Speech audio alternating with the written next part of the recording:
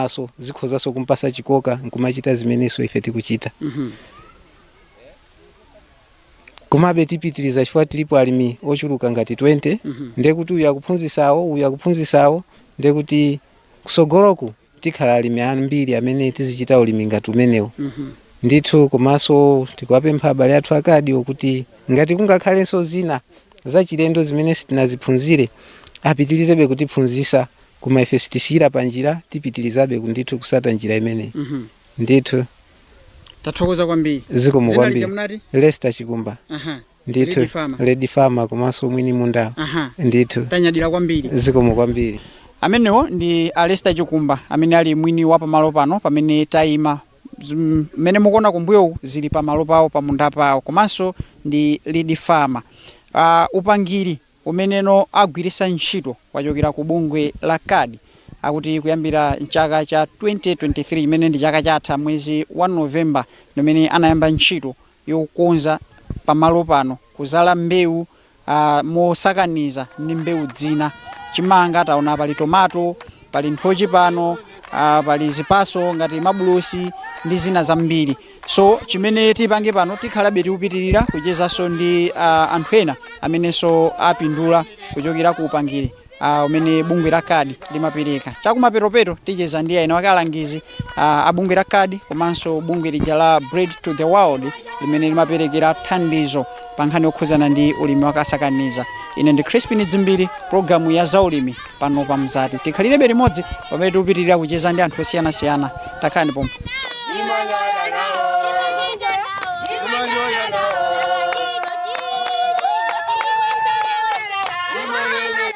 Awa ndi mozi mwa alangizi ameneno akhala akuperekera ulangizi kwa alimi ameneno amagwira ntchito pa munda uno wachisanzo. Tifuna ticheze nawo nawonso afotokoze mbali yawo ngati mlangizi kuti ntchito yopereka uphungu komanso ulangizi kwa alimi amenewa yayenda bwanji, inali yovuta motani, komanso mwina kuchokera mu ulangizi umene akhala akupereka kuwaphunzitsa alimi pamalo ano mwina lerolo ndi okondwa bwanji akaona zosatira zimene zikuoneka munda mmenemo. Ndikulandireni. Zikomo kwambiri. Mwinapo yamba tatifotokozerani dzina komanso udindo umene muli nawo. Chabwino, ine ndi Charles House, ndine aediki kapena kuti mlangizi wamkulu wa msika wa njala EPA. Pokhala mlangizi wamkulu wa msika wa njala EPA ndinu mmodzi mwa alangizi amene mumabwera pamalo pano kupereka uphungu ulangizi kwa alimi amene amachita ulimi wawo pamalo ano. Situdziwa kuti ntchito inali yotani? Akhala ntchito yosangalatsa kwambiri.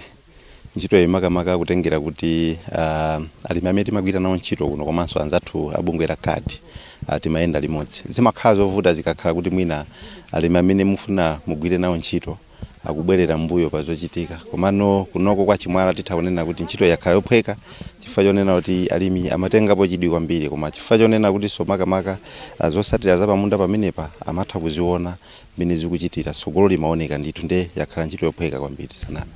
Pofika lero ndinu okhutira ndi zosatira zimene zatuluka pamunda uno wachisanzo kutengera ndi ulangizi umene munali nawo pa alimi amene? Ine ndithu ndi okhutira fa munda umene mukuonawo mbewu zomwe zili pamenepa zinazalidwa December. So pofika tsiku la lero titaonera kuti chaka sichinathe, komano mutha kuona kuti akololamo tomato menemu, zipaso zina ngati mabulosi akololamo, komanso nthaka yamene muikuoneka kuti ikuchita bwino. Sopano kutsogoloko kuti ndi zipaso zina ngati nthochi tili ndi mitengo yobwezeretsa chonde nthaka momwemo imene ikuyoyora masamba kuti mwina nthaka yathu kutsogoloko izakhala yabwino ndipo titaonera kuti yamba kale kuchita bwino. Ndiye ndinokhutira fa within a year tikuona kuti zosatira zabwinobwino kutsogoloko zabwino zikhala zikuchitika. Amatifotokozera alimi anu ake za kalimidwe kameneno munawaphunzitsa koma mwina nkutheka anangofotokoza makumvetsesa kwawo simeneno munawaphunzitsira. Mumawuza alimi kuti azilima motani posakaniza mbewu pofuna kuti mbewuzo zikule mwathanzi komanso zibereke zipaso zoyenera? Choyambirira ndi nkhani ya chilengedwe, kuti tiyang'ane chilengedwe chathu mene chinalili mbuyomo ndi pano chikusiyana. So ulimi umene wa synthetic agriculture tikunena kuti kwayamba chilengedwe chikhalepo.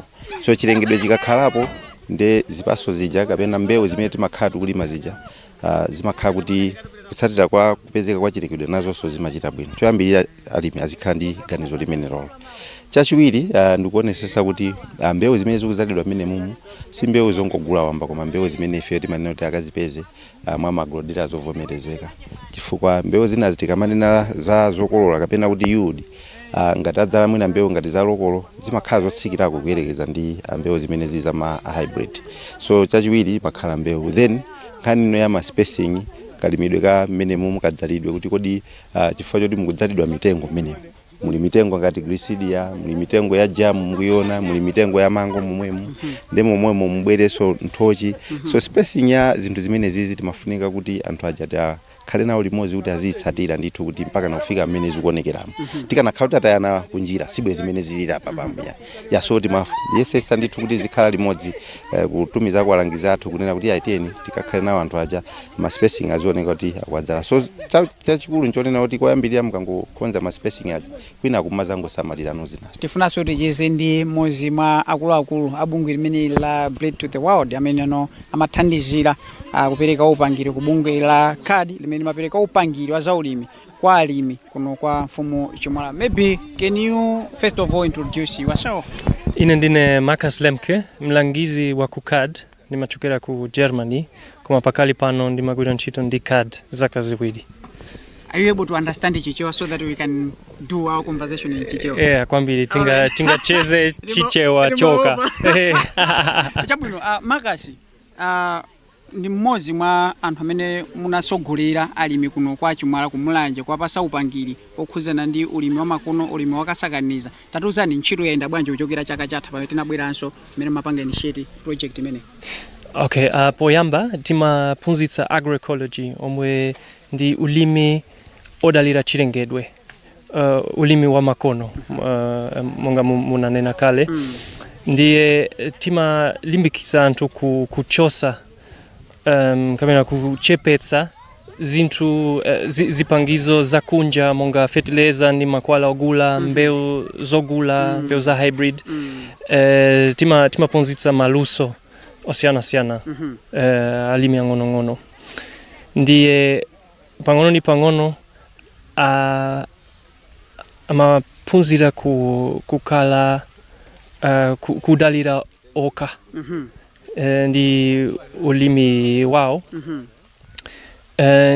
Chifukwa chake tinamanga munda wa chisanzo uwu timapanga syntropic agroforestry. Yes. Ulimi wopatikiza mbewu ndi mitengo. Mitengo imene imabwezeretsa chonde ntaka komanso mitengo ya zipatso imapereka pindu. Yeah. Now experience yakhala yotani upangiri mutawapasa alimi kufikira panopa is now close to 1 year. Muziona kuti zosatira ndi zopindulitsa komanso ndi zokukondweresani potenga ndi mmene mwaphunzitsira alimi amenewo. Nanena kale kuti tangoyamba kumene miezi 10 yapitayo, koma munda uwu udzasintha kwambiri chifukwa mitengo idzakula, idzayitukuka, tidzapeza pindu pang'ono ni pang'ono, chifukwa zinyalala zimachulukitsa ndi nthawi. Monga masamba a Glycidia, masamba a moringa, komanso mitengo ya nthochi ya posachedwa pa tikolola zipatso za mabulosi ndiponso za nthochi. Komanso timapanga kafukufuku, agroecology ndi luso la kafukufuku. Ndiyesa kulima nzama, chitowe, komanso chana, komanso minti, basil, ma spices osiyana. Yeah. Ndiye timayesa zinthu zingapo. Tatimikizirani za ubwino wa ulimi umene wakasakaniza maka mbewu ndi mitengo ya zipatso pa nkhani yokhuzana ndi chonde, kusakukuluka kwa chonde komanso kubwezeretsa nthaka chonde munthaka. How is it so beneficial? Okay, poyamba timafuna kulimbikitsa kuti nthaka imakhala yopirira chaka chonse ndi zinyalala monga ya mapesi kapena madeya mpunga ya komanso timatengulira mitengo zinyalala zicha timapimbira pantaka ndi ubwino ndi kuti chinyezi timakala mntaka komanso zamoyo tizilombo timazifunikira when it comes to manure making.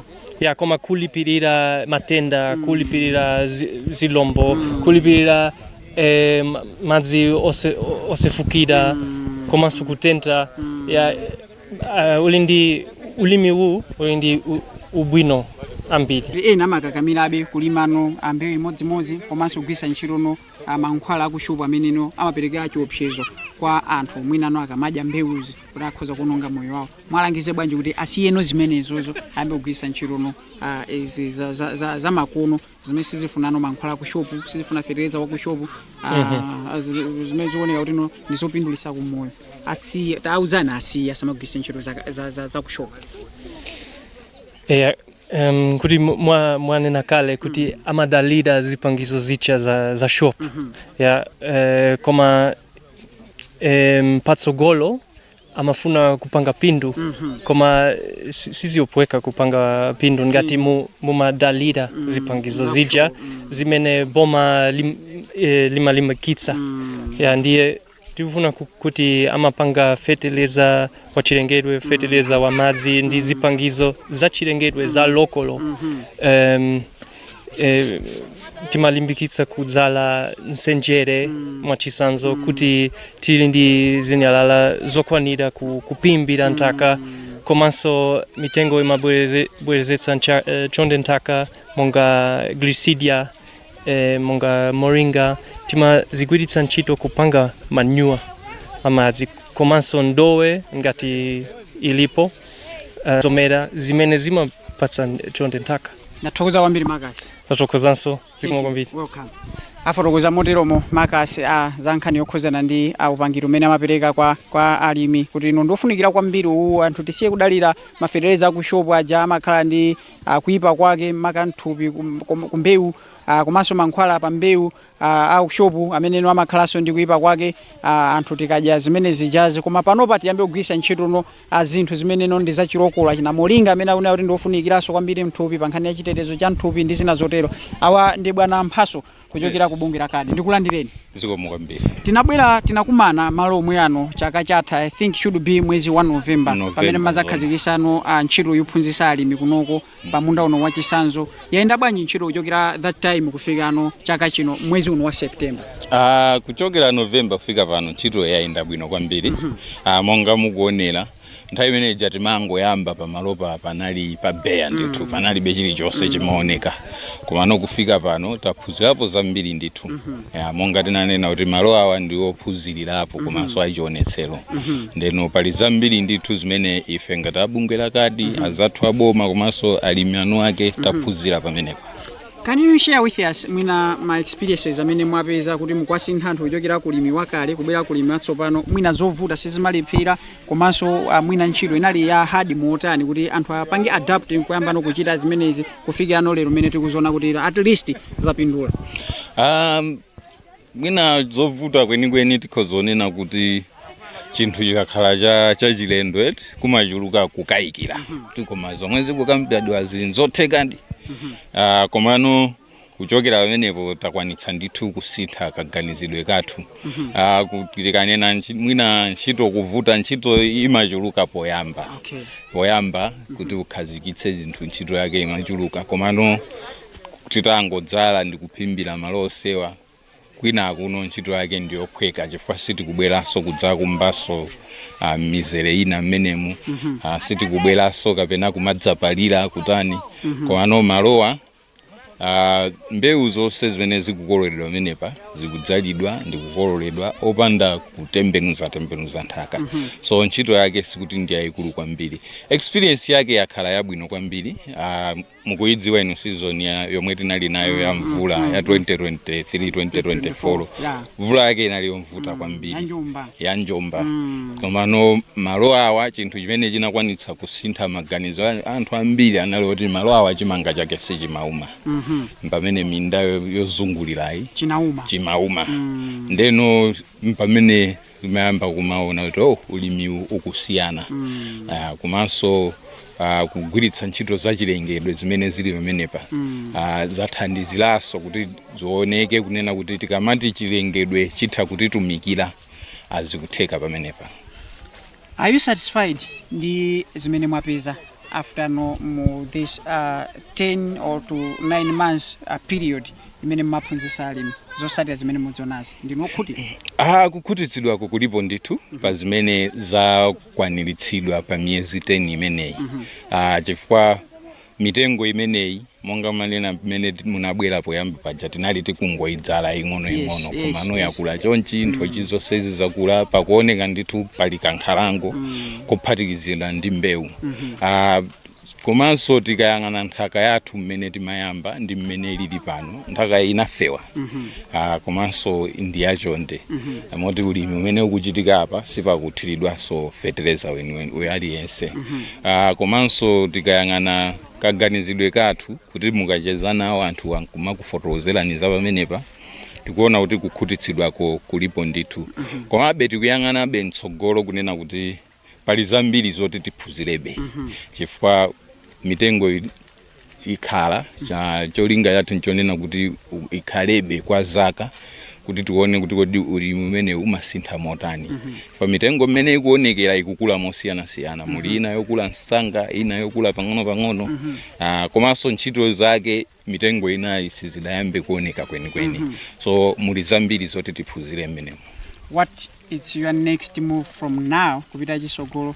Zipaso zina ngati nthochi sizinabereki mene mwateromu mwazisiya kapena you continue kubwerabe pamalo pano ndikuzayendera mmene alimi akuchitira komanso kusogoloku kuti mwina tifikire alimi onse kuno kumulanje mutani? Ngati project tikhozonena kuti ili tikutseka pano. Komano kadi ngati bungwe mulanje muno ili ndi ma project osiyana-siyana ndikuti azilangizi ake akanalimo.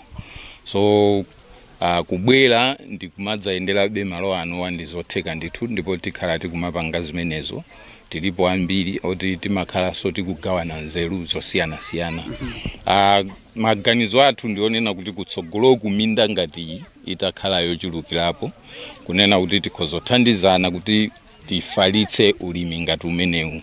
Komanso kuonjezerapo alimi 20 amene tikugwira nawo ntchito apa amene aphunzira anaoso akutenga zinthu izi pang'ono ndikumakazipangaso minda yawo. Munjira imeneyo ndekuti tikhalanso kuti tikufalitsa uthenga umene kuti ukupita patsogolo.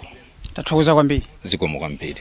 Menemo ndimene tachitira kucheza ndi alimi osiyana-siyana ameneno aphunzira upangiri wa makono wa makono wa kalimidwe kasakaniza mbewu komanso mitengo imene ndiyobwezera chonde mthaka mitengo ya zipaso. Tachezanso ndi alangizi osiyana-siyana ena ndi ameneno tacheza nawo posachedwa mphaso kuchokera ku bungwe limeneli la kadi. Ndithokoze kwambiri kuti tinali limodzi program imene ya zaulimi pano pa wireless komanso kanema wa Mzati. Nilanga dzina ndi Crispin Zimbiri malo mwankozi komanso mulusi wa program imene mese madzi akaola. Pamakina panali Joe Somera. Kufikiranso siku lina mene tizakumane mu program yonga yomwe ya zaulimi. Ndifune zabwino zonse pamene mupitirira kumvera komanso kuonera ma program osiyana-siyana pano pa Mzati. Tapita.